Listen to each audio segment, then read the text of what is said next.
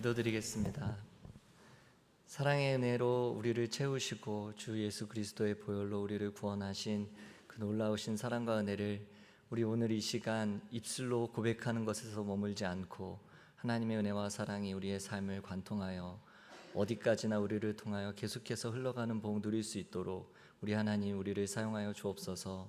오늘 들려주시는 말씀을 통해 더욱 주님 앞에 나아가는 우리 모두가 되게 하시고 그 말씀을 들은 자답게 그 말씀에 압도된 자답게 하나님의 영광을 위하여 그렇게 쓰임받는 우리 모두가 되게 하여 주옵소서. 우리를 인도하실 주님께 감사드리며 사랑이 많으신 예수님의 이름으로 기도드립니다. 아멘. 네, 날씨가 너무 좋아져서 근데 또 추운 날이 또 온다고 하니까 방심하시면 안 될 것 같은데요. 저한테 하는 이야기입니다. 귀한 날씨를 또 허락해 주시고 또 이렇게 예배 드릴 수 있도록 은혜 베풀어 주신 하나님께 감사를 드립니다. 보신 분들도 있을 텐데 좀 오래된 영화입니다. 1998년에 나온 영화인데요.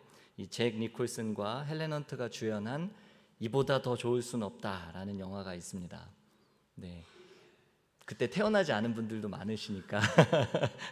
네, 근데 이 잭 니콜슨이 연기했던 남자 주인공 멜빈이라는 사람은 강박 신경증을 앓고 있는, 본인이 병이라고 생각하진 않았지만 강박 신경증을 가지고 있는 문학 작가였습니다.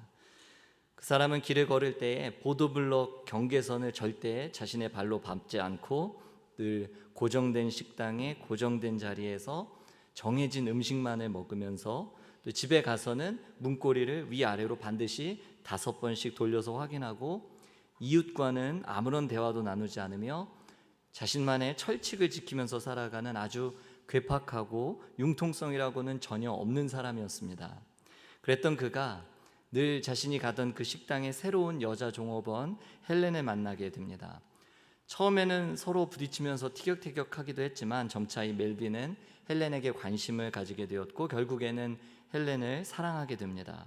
그러면서 자신이 사랑에 빠졌다는 사실조차 스스로 깨닫지 못한 채 헬렌에게 불쑥 다음과 같은 말을 합니다. 이 영화에서 나오는 최고의 명대사입니다.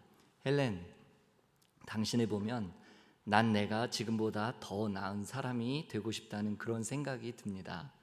네, 별로 로맨틱하지 않은데 제가 말하니까요. 네, 당신을 보면 난 내가 지금보다 더 나은 사람이 되고 싶다는 그런 생각이 듭니다. 이렇게 이야기하는 장면이 나옵니다. 그리고 실제로 이 멜빈은 헬렌을 위해서 자신이 평생 집착해왔던 삶의 철칙들을 하나씩 깨나가기 시작합니다. 이처럼 사랑이라는 것은 상대방을 위해서 또 상대방의 기쁨과 행복을 위해서 나 자신을 더 나은 존재로 바꾸어 가겠다는 생각을 하게 되는 것, 그리고 그것이 생각에만 머물러 있지 않고 그것을 행동에 직접 옮기게 되는 것을 의미합니다. 만일 누군가가 누군가를 사랑한다고 이야기하면서 매번 살던 대로 하던 대로 그렇게 산다면 그것은 사랑으로 포장된 철저히 병든 자기 사랑에 불과합니다. 과거의 부부들을 상담해 보면 많은 경우 상대방이 가진 문제점을 정확하게 지적하고 또 상대방이 그것을 바꾸라고 수없이 요구하다가 결국은 좌절하고 실망하고 분노하고 이혼 위기에 처하는 경우를 봤습니다. 더 나은 존재가 되라고 상대방에게 요구하는 것이 아니라 내가 더 나은 존재가 되려고 스스로 노력하는 것이 사랑이라는 것을 잘 몰랐던 거죠. 서로에게 변하기를 기대하고 수없이 잔소리를 해도 그런 것으로는 단 한치도 변하지 않겠지만 상대방을 향한 진실한 사랑이 있다면 스스로 하나씩 변화시켜 나갈 것입니다. 그것이 사랑이고 또 결혼 생활입니다.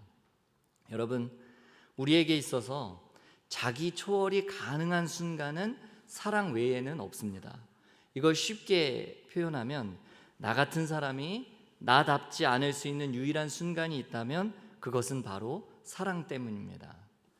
오직 사랑만이 나답지 않은 내가 될 수 있는 유일한 길입니다. 신앙의 삶에서도 마찬가지입니다. 나같이 자기중심적인 사람이, 나밖에 모르는 사람이 하나님의 나라를 기대하고 하나님께서 기뻐하시는 나라를 소망하고 그것을 위해 나를 절제하고 끊임없이 자기를 부인하는 삶을 산다는 것은 내 의지와 노력만으로는 불가능합니다. 하나님의 섭리와 다스림을 기뻐하고 그 하나님을 사랑하지 못한다면 우리는 그 나라, 그 영광, 하나님 아버지께서 우리를 향해 기대하고 바라시는 그 삶을 소망할 수 없습니다.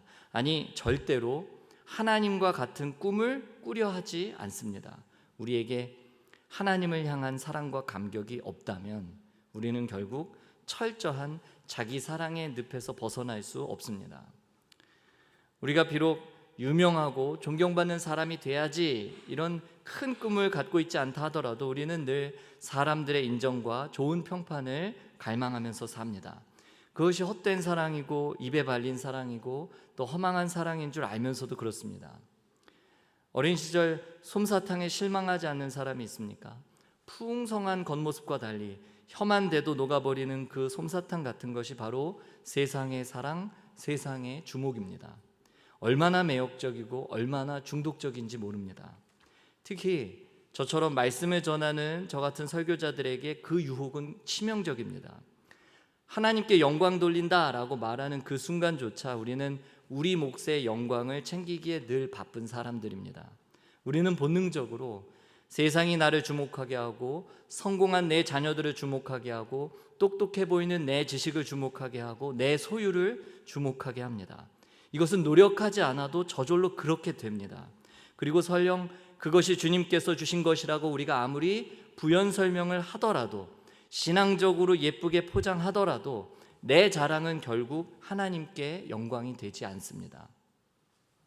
하나님께서 다 하셨습니다 라고 이야기하면서도 우리는 동시에 하나님께서 다 하실 수 있도록 내가 순종하고 헌신했으니 내게도 어느 정도는 지분이 있다고 생각하는 사람들이기 때문입니다. 그래서 부단한 각오와 성찰, 성령의 돌보심이 없고서는 아무도 여기에서 빠져나올 재간이 없는 늪이 곧 주목의 욕망입니다. 그러니 우리는 오늘 본문 속에 나오는 사도들을 본받아야 합니다. 그들은 늘 사람들의 시선을 자기 자신들에게서 오직 예수께로 돌립니다. 더는 돈이 있어서 힘이 나는 삶이 아니고 칭찬받아야 우쭐해지는 삶이 아니고 자식이 공부 잘해야 살맛 나는 인생도 아니고 성령께서 우리 안에 역사하셔서 하나님 때문에 살맛 나는 기쁨을 주신다는 사실을 제자들은 자신들의 몸을 통해서 삶을 통해서 직접 보여주었습니다. 예수 그리스도의 능력과 기적과 표적이 제자들을 통해서 분명히 나타났지만 그들은 결단코 예수님의 영광을 나누어 가지려 하지 않았습니다. 자기 몫의 영광을 챙기려 하지 않았습니다. 성령 충만한 제자들은 자신이 누구인지 정확히 아는 것만큼이나 자신이 누가 아닌지 또한 정확하게 알았습니다. 따라서 마땅히 예수님이 받으셔야 할 그 영광과 주목에 자신들의 지분이 조금이라도 있다, 그런 생각을 하지 않습니다. 오늘 본문은 그런 제자들의 겸손과 순종을 통해서 초대교회의 폭발적인 부흥이 시작되었음을 보여줍니다. 제자들이 성전 미문에 나면서부터 걷지 못하던 이 안진뱅이 거린을 일으킨 사건은 그 치유를 경험했던 당사자뿐만 아니라 그 일대의 수많은 사람들에게 엄청난 두려움과 충격을 안겨주었습니다. 게다가 이 기적적인 치유뿐만 아니라 그 후에 이어지는 이 베드로의 설교를 듣고 믿는 자들이 많이 생겨났는데 남자의 수만 약 5천이나 되었다고 기록하고 있습니다. 사도행전 4장 4절 말씀은 이렇게 기록합니다. 말씀을 들은 사람 중에 믿는 자가 많으니 남자의 수가 약 5천이나 되었더라. 말씀을 듣고 믿는 자의 수가 남자만 5천 명이라면 여자와 아이들까지 포함하면 약 2만 명의 사람들이 말씀에 반응했다는 사실을 알 수 있습니다. 그러자 이 폭발적인 말씀의 부흥이 시작되니까 동시에 그 말씀을 대적하는 어둠의 그림자 역시 짙어집니다. 오늘의 본문 5절에서 7절 말씀입니다. 이튿날 관리들과 장로들과 서기관들이 예루살렘에 모였는데 대제사장 안나스와 가야바와 요한과 알렉산더와 및 대제사장의 문중이 다 참여하여 사도들을 가운데 세우고 묻되 너희가 무슨 권세와 누구의 이름으로 이 일을 행하였느냐. 당시에 스스로 성전의 주인이라고 자부하던 이 종교 권력자들이 모두 한자리에 모여서 사도들을 신문하기 시작합니다. 너희가 무슨 권세와 누구의 이름으로 이 일을 행하였느냐? 이렇게 점잖게 물어보지 않았겠죠. 무서운 목소리로 눈을 치켜뜨면서 겁을 주기 위해 이런 이야기를 했을 것입니다. 사실은 베드로와 요한이 누구이고 예수님을 따르는 제자들이었다는 것을 그들이 이미 알고 있었습니다. 더군다나 이 두 사람이 많은 사람들 앞에서 예수님의 이름으로 전하고 있었기 때문에, 예수님의 이름을 계속해서 전하고 있었기 때문에 무슨 권세와 누구의 이름으로 이 일을 행했느냐라는 이 질문의 답을 그들은 이미 알고 있었습니다. 다시 말해서 베드로와 요한이 누구의 이름으로 어떻게 이런 기적을 행했는지 궁금해서 물은 게 아닙니다. 그런데도 이들은 어째서 이런 무의미한 질문을 사도들에게 던졌을까요? 예수님은 이미 범죄자로 정죄받아서 십자가형을 당하셨습니다. 그리고 그 일을 기획하고 그 일을 실행하고 지휘한 사람들이 바로 대제사장을 비롯한 종교 권력자들이었습니다. 그런 그들 앞에 베드로와 요한이 나타나는 것입니다. 사실 베드로의 경우에는 대제사장 집 마당에서 벌벌 떨면서 예수님을 모른다고 3번이나 부인했던 때가 불과 얼마 전 일입니다.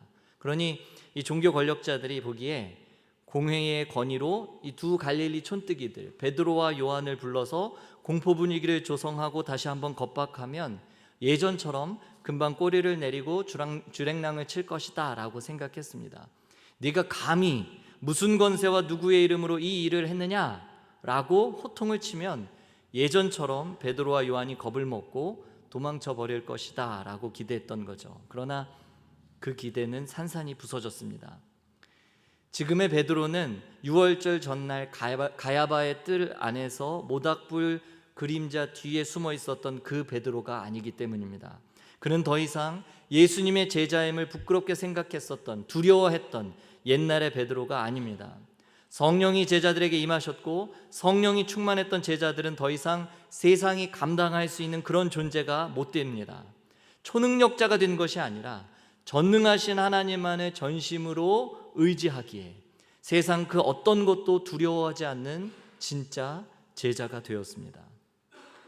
이제 베드로는 3가지 중요한 신학적인 요점을 담아서 담대하게 변론을 시작합니다.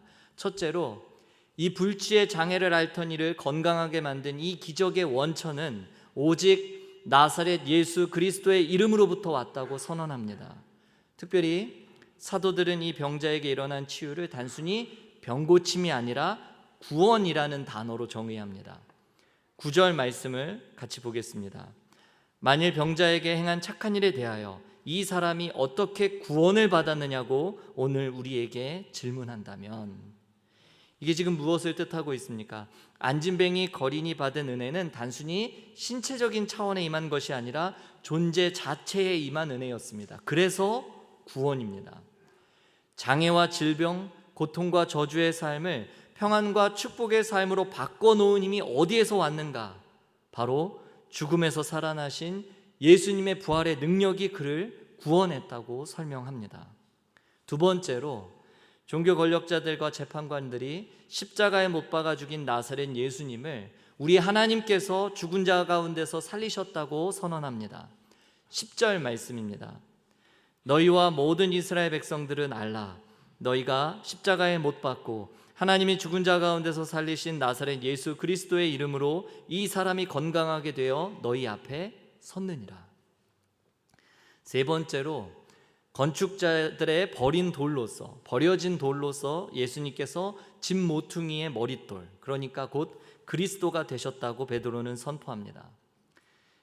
비록 이스라엘은 마치 버린 돌처럼, 필요 없는 돌처럼 예수 그리스도를 죽여 없애려 했지만 하나님께서 그분을 다시 살리셔서 이스라엘의 머릿돌이 되게 하셨다는 것입니다. 여기서 건축물은 성전을 의미하고 건축자는 성전 지도자들입니다. 이 건축자들은 건축 자재를 잘 알아보고 이것이 쓸모가 있는지 없는지 효과적으로 쓸 책임이 있었습니다. 그런 그들은 성전의 머릿돌이 되시는 예수님을 마치 버린 돌 취급했지만 하나님께서는 그 예수님을 다시 살리셔서 머릿돌이 되게 하셨다고 설명합니다. 그리고 더 나아가 베드로는 사도행전에서 핵심이라고 할 수 있는 놀라운 선포로 모두를 놀라게 합니다. 12절 말씀입니다. 다른 이로서는 구원을 받을 수 없나니 천하 사람 중에 구원을 받을 만한 다른 이름을 우리에게 주신 일이 없음이라 하였더라. 성전 미문에 있던 안진뱅이 거린을 구원한 것은 성전의 시스템도 아니고 종교 권력자들의 세련된 예배 서비스도 아니었습니다. 잘 갖추어진 사역 프로그램과 대기업 뺨치는 교회 조직 운영 덕분도 아닙니다. 물론 성령 충만을 위해서 그동안 참고 기도했던 제자들이 있고 안진뱅이를 잡아 일으켰었던 사도들도 있지만 그들의 수고와 노력이 아무리 크다고 해도 하나님께서 베푸시는 이 구원에 기여했다라고 감히 말할 수 없었습니다. 그래서 베드로는 모든 이들이 버린 돌, 쓸모없는 건축자재라고 여겼던 이 부활하신 예수의 그 이름이 그를 구원했다고 분명하게 선포하고 있습니다.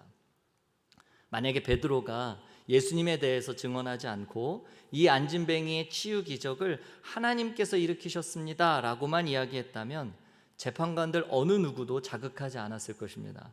그리고 그렇게 말한다고 해서 틀린 말도 아니었고 거짓말도 아닙니다. 그러나 사도들은 하나님이 하셨습니다 라고 대충 얼버무리지 않고 재판관들과 종교 권력자들의 발작 버튼을 눌러버립니다. 예수님의 이름 외에 다른 이로서는 절대 구원을 받을 수 없다고 선포한 것입니다. 이처럼 거침없이 담대하게 예수 그리스도를 증거하는 베드로와 요한 앞에서 도리어 말문이 막혀버렸던 사람들은 공회원들과 종교 재판관들이었습니다. 그리고 도대체 이 사람들을 어찌해야 할까 고민합니다. 그리고 그들이 내린 결론이 16절입니다. 이 사람들을 어떻게 할까? 그들로 말미암아 유명한 표적 나타난 것이 예루살렘에 사는 모든 사람들에게 알려졌으니 우리도 부인할 수 없는지라. 종교 권력자들이 이러지도 저러지도 못했던 이유는 하나입니다. 재판을 받는 사도들 옆에는 안진뱅이였다가 일어난 사람이 서 있었습니다. 증인으로 그곳에 함께 있었습니다. 성전을 하루 3번 오르내리던 사람들 중에 성전 미문 앞에 앉아 있었던 이 안진뱅이를 모르는 사람이 없었습니다. 유대교 성전 체제가 지난 40년 동안 못했던 일을 사도들은 예수 그리스도의 이름으로 해냈고 그 직접적인 증거가 지금 눈앞에 있으니 사도들의 증언을 반박할 방법이 없었습니다. 그럼 당연히 어떤 반응이 나와야 할까요? 그럼 우리도 나사렛 예수를 그리스도로 인정하자라고 해야 하지 않겠습니까? 부인할 수 없는 진리 앞에서 그 진리에 순종하는 결론 외에 다른 결론이 있을 수 있습니까? 그러나 이 세상은, 우리가 살고 있는 이 땅은 이 같은 명백한 증거를 앞에 두고도 절대로 그 진리를 인정하는 법이 없습니다. 증거가 부족해서 믿지 못하는 게 아니라 사실은 믿지 않으려 했기 때문에 믿지 못하는 것입니다. 사랑하는 성도 여러분, 믿을 만큼 증거가 충분치 않아서 하나님을 부인하고 예수를 죽인 것이 아닙니다. 분명히 이 유명한 표적을 우리가 부인할 수 없다라고 하지 않았습니까? 그럼 그 증거가 합리적이거나 과학적이지 않아서였습니까? 과학을 좋아하는 사람들은 믿음을 아주 비과학적인 것으로 생각하는 경향이 있는데 과연 믿음 없이 과학이란 게 존재할 수 있을까요? 질서에 대한 믿음, 법칙에 대한 믿음 없이 과학이 성립될 수 있습니까? 40여 년 된 이 안진뱅이가 일어나 걸을 수 있게 된 이 과정이 논리적이지 않고 과학적이지 않으니 받아들일 수 없습니까? 그럼 세상에서 벌어지는 일들을 우리가 원인과 결과 또는 과학적인 검증으로 다 설명할 수 있습니까? 신비를 인정하지 않고서 어떻게, 그리고 누가 인생을 논할 수 있습니까? 하물며 우리가 받은 이 구원을, 하나님의 사랑을 인간의 경험과 논리로 다 설명할 수 있습니까? 과학적인 방법으로 설명해낼 수 있습니까? 수학자 파스칼은 그의 묵상집 팡세에서 이렇게 이야기하고 있습니다. 오직 보기를 원하는 자에게는 충분한 빛이 있고 이와 반대되는 마음을 가진 자들에게는 충분한 어두움이 있다. 오직 보고자 하는 사람들에게는 하나님을 발견할 수 있는 만큼의 충분한 빛이 있고 하나님을 보기 원치 않는 사람들에게는 하나님을 발견할 수 없을 만큼의 충분한 어두움이 있다는 뜻입니다. 이 세상은, 그리고 우리는 안 믿고 싶어서 안 믿을 뿐입니다. 부인할 수 없는 증거들이 있다는 것을 알면서도 자기가 주인이 되고 왕이 되는 삶을 포기하고 싶지 않아서 믿지 않기로 선택하는 것입니다. 살던 대로 살고 싶고 욕망하고 싶은 대로 욕망하고 싶어서 안 믿습니다. 하나님을 사랑할 마음이 없으니까 자기 사랑을 포기할 수 없는 겁니다. 일단 믿고 받아들이면 한 가지만 바꾸면 되는 것이 아니라 내 삶을 통째로 뒤집어 엎어야 한다는 걸 너무도 잘 알기 때문에 받아들이지 않습니다. 결국 명백한 증거 앞에서도 그 명백한 증거에도 불구하고 종교 권력자들은 다음과 같은 궁색한 대책을 내립니다. 18절 말씀입니다. 그들을 불러 경고하여 도무지 예수의 이름으로 말하지도 말고 가르치지도 말라 하니, 제자들을 위협하며 앞으로 예수의 이름으로 말하지도 말고 가르치지도 말라고 경고합니다. 그러나 죽기를 두려워하지 않는 자들에게, 죽어도 다시 산다고 믿는 자들에게 통하는 위협이나 경고가 있겠습니까? 이러한 위협 앞에서 베드로와 요한은 다음과 같이 이야기합니다. 오늘 마지막으로 19절과 20절을 함께 보겠습니다. 베드로와 요한이 대답하여 이르되 하나님 앞에서 너희의 말을 듣는 것이 하나님의 말씀을 듣는 것보다 옳은가 판단하라. 우리는 보고 들은 것을 말하지 않을 수 없다 하니. 사랑하는 여러분, 이 세상에 역사하는 마귀가 가장 위협적인 존재로 여기는 이들이 누구입니까? 큰 교회입니까? 화려한 건물을 가진 교회입니까? 역사가 유구한 교회입니까? 세상을 두렵게 만드는 사람들은 세상이 보장해주는 안전에 관심이 없는 사람들입니다. 이 체제가 보장하는 거짓 보상에 관심이 없고 체제가 위협하는 처벌을 두려워하지 않는 사람들입니다. 겁내지 않는 사람들입니다. 이 세상을 본받지 않고 믿는 바대로 움직이며 부활하신 예수 그리스도를 통해 구원받은 사람답게 오늘을 사는 사람들을 두려워합니다. 오직 사나 죽으나 나를 통해 예수 그리스도의 이름이 존귀해지기를 꿈꾸는 사람들을 무서워합니다. 자기 사랑은 온데간데 없고 하나님을 향한 사랑과 하나님께서 만나게 해주신 사람들을 사랑하는 일에 자신의 전 존재를 기쁘게 내어드리는 사람들을 무서워합니다. 오늘도 그런 사람들이 세상의 철칙들을 균열하게 만들고 이거 아니면 나 죽는다고, 이거 아니면 절대 안 된다고 말하는 견고한 세상의 원리와 틀을 무너뜨립니다. 바라기는 여러분과 제가 이와 같이 온 세상을 떨게 만드는 거룩한 제자의 삶 살기를 간절히 소원합니다. 말씀을 맺겠습니다. 성도 여러분, 나는 지금 어떤 사람일까요?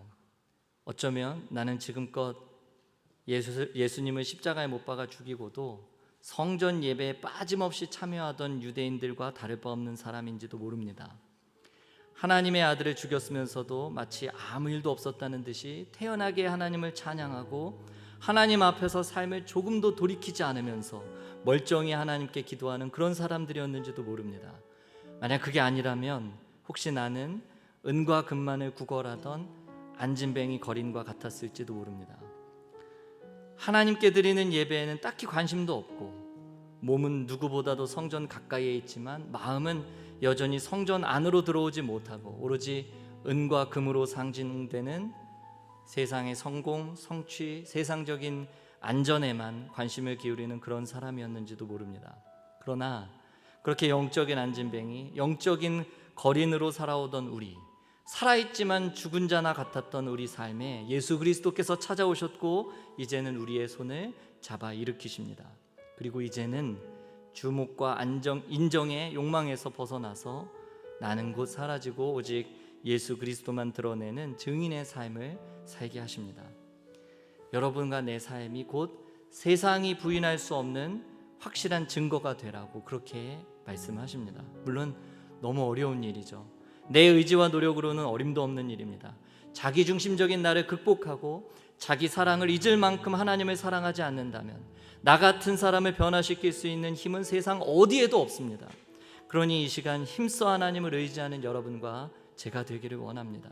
성령을 의지하여 성령의 도우심을 따라 나를 잊을 만큼 우리 주님을 향한 사랑으로 나를 온전히 채워주옵소서. 그렇게 기도하는 마음으로 우리 함께 찬양드리고 기도하겠습니다.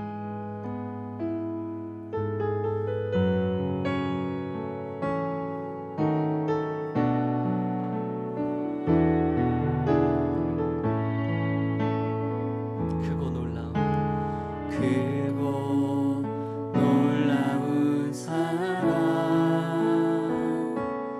하늘 보좌 버리신 주 그는 실로 왕이셨지만 영광 버리고 이 땅에 오셨네. 자기 몸을 비워 종의 모습을 갖추시고 십자가에 달리시려 우리에게 구원을 주셨네.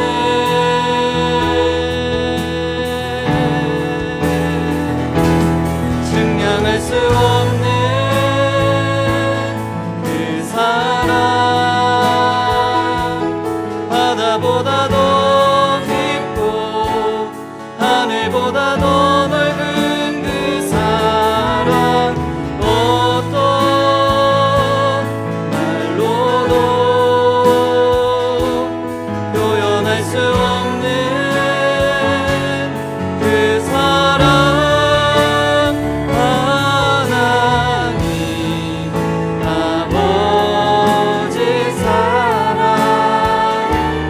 나를 살게 하는 은혜. 우리 다시 한번 고백하겠습니다. 크고 놀라운 사랑, 크고 놀라운 사랑 하늘 보좌 버리신 주 그는 실로 왕이셨지만 영광 버리고 이 땅에 오셨네. 자기 몸을 비워 자기 몸을 비워 종의 모습을 갖추시고 십자가에 달리시려 우리에게 구원을 주셨네.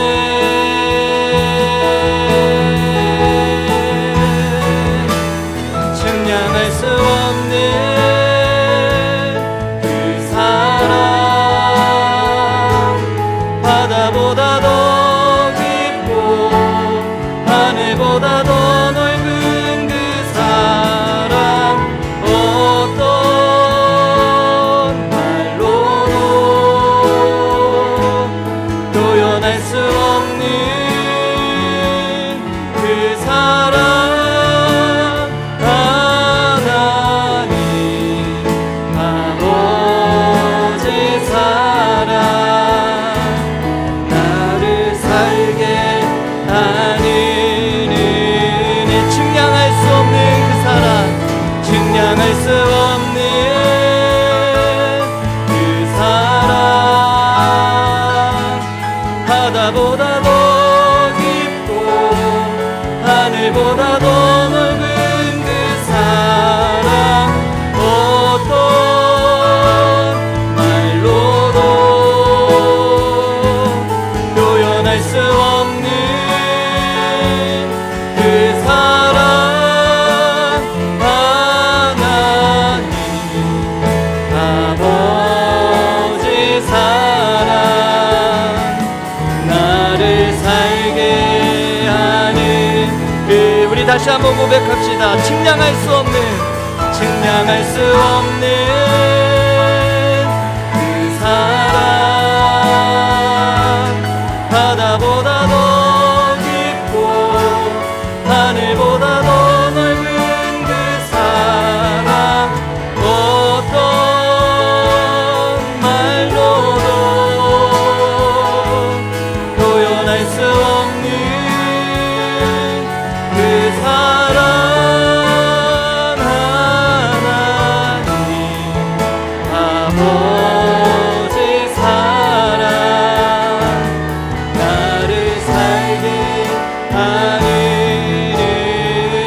나를 살게 하는 은혜, 나를 살게 하는 은혜. 우리를 위한 그 사랑, 우리를 위한 그 사랑.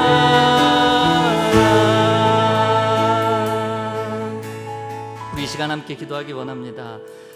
하나님의 크신 사랑, 바다보다 더 깊고 하늘보다 더 넓습니다. 어떤 말로도 표현할 수 없습니다. 우리가 이렇게 자주 고백하지만 이것이 우리 입술에 그냥 구호로 끝나지 않게 하시고, 살아계신 하나님, 나의 삶을 덮으시고 무기력했던 나, 소망 없었던 내 삶 가운데 찾아오셔서 나를 잡아 일으키신 그 하나님의 사랑과 놀라운 은혜를 지금 내 가슴에 새겨주옵시고, 또 우리의 삶에 새겨주셔서 우리를 통해 내가 가는 그 모든 곳에서 예수 그리스도의 흔적과 사랑과 향기가 드러나는 거룩한 삶으로 우리를 축복해달라고 이 시간 우리 하나님 앞에 함께 기도하며 나아가겠습니다. 하나님, 우리를 축복하시고 우리를 새롭게 하시는 하나님을 찬송합니다. 성령을 의지하여 성령의 도우심을 따라 나를 잊을 만큼의 우리 주님을 향한 사랑으로 우리를 온전히 채워 주옵소서. 무기력했던 나, 소망 없던 나, 죽어 있었던 나, 살았으나 죽은 자와 같았던 우리 인생 가운데 찾아오셔서 우리의 손을 잡아 일으키신 그 거룩하신 하나님의 손을 잡고 오늘 일어나 걷기도 하고 뛰기도 하며 하나님을 찬미하는 인생이 되었습니다. 세상의 모든 두려움과 거짓 보상 앞에서 세상을 두려워하지 않고 오히려 세상을 두렵게 떨게 만드는 하나님의 자녀의 백성들 될 수 있도록 하나님이 시간 주의 사랑으로 우리의 가슴 가운데 흔적을 새겨주시고 하나님의 놀라운 은혜로 우리를 덮어주옵소서. 하나님으로 인하여 살만 나는 세상, 주님으로 인하여 기쁨을 누리고 하나님으로 인하여 살고 싶은 세상 될 수 있도록 하나님 우리를 붙잡아 주옵소서. 이곳에 있는 주의 자녀들, 우리 청년들, 하나님의 사람들이 기억하여 주시고 우리 삶 가운데 하나님만이 새겨주실 수 있는 기쁨과 소망으로 충만하게 채워주시며 그 하나님으로 인하여 오늘도 기뻐하며 오늘도 소망을 가지고 주님과 함께 동행하는 주의 자녀들이 되게 하여 주시옵소서. 주님을 사랑한다는 이 고백이 우리 입술의 고로 끝나지 않게 하시고 오직 하나님을 사랑하는 그 사랑, 나를 잊을 만큼의 하나님을 향한 사랑으로 우리를 채워주사 이 땅에 살지만 다른 사람으로 살아가는 하나님의 자녀들이 되게 하여 주옵소서. 나답지 않은 자로 자기를 초월하여 하나님을 기쁘시게 하는 죄 영광스러운 삶이 되도록 우리를 축복해 주시옵소서. 하나님 그렇게 함께하여 주옵소서. 사랑하는 하나님 아버지, 감사합니다. 성령을 의지하여 성령의 도우심을 따라 나를 잊을 만큼 우리 주님을 향한 사랑으로 우리를 온전히 채워 주옵소서. 나답지 않은 하나님의 사랑을 내 가슴 속에 새기고 그래야 하나님을 가장 사랑하는 자답게 세상의 거짓된 보상에 흔들리지 않고 하나님께서 주시는 그 사랑으로 충만한 삶 살 수 있도록 우리를 붙잡아 주옵소서. 예수 그리스도께서 우리를 통해 베풀어 주셨던 그 놀라운 은혜와 사랑과 희생을 기억하며 오늘도 그 감격과 그 은혜로 살아가는 우리 모두가 되기를 원하오며 사랑이 많으신 예수님의 이름으로 기도드립니다. 아멘.